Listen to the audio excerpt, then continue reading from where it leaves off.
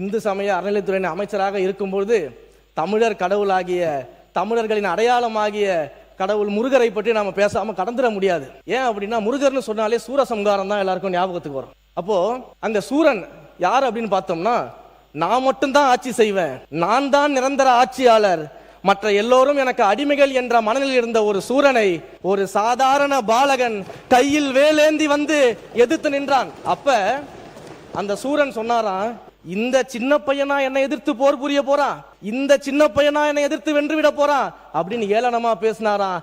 ஆனா அந்த சின்ன பையன் தான் வேலேந்தி சூரனுடைய அந்த ஆட்சிக்கு முடிவுரை கொண்டு வந்தாரு. இதுல ஒரு விஷயத்தை நான் கவனிக்கணும். அதே சூரன் தோல்வியுற்ற பிறகு அந்த முருகரை பார்த்து பாடுறாராம், கோலமா மஞ்சை தண்ணில் குலவிய குமரன் தன்னை பாலன் என்று இருந்தேன், பரிசிவை உணர்ந்திலேன் யான் அப்படின்னு பாடுறாராம். சின்ன பையனை நினைச்சு நான் சாதாரணமா விட்டுட்டேன், ஆனா என்னையவே தோற்கடிப்பார்னு எனக்கு இப்பதான் தெரியும் அப்படின்னு சூரன் வந்து முருகரை பார்த்து பாடியதாக பாடல்கள் எல்லாம் இருக்கிறது. நான் சொல்றது 2026 தேர்தலும் கிட்டத்தட்ட ஒரு சூரசம்ஹாரம் தான் அப்படின்றதுக்காக தான்.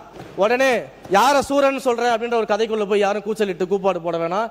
நான் சொல்ற சூரன் அப்படிங்கிறது ஊழல், லஞ்சம், மக்களை பிரித்தாளக்கூடிய சாதிய அரசியல், மத அரசியல் என்ற சூரனை வீழ்த்தி எங்களுடைய வேலன் ஒரு ஜனநாயக ஆட்சியை இன்றைக்கு தமிழ்நாட்டில் நிறுவி இருக்கிறாரு.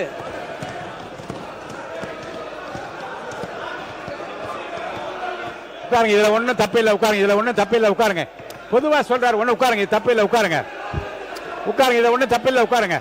நீங்க பேசுங்க, நீங்க தொடர்ந்து பேசுங்க, இதுல ஒன்றும் தவறில்லை, அவர் சொல்லியது எந்த தவறும் இல்லை, தயவு செய்து உட்காருங்க, நீங்க பேசுங்க, தொடர்ந்து அன்றைக்கு பேசுங்க.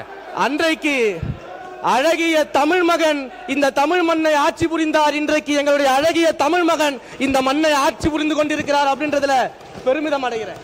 தினசரி முக்கிய செய்திகள் மற்றும் அப்டேட்களுக்கு TN Wire News சேனலை ஃபாலோ செய்யுங்கள்.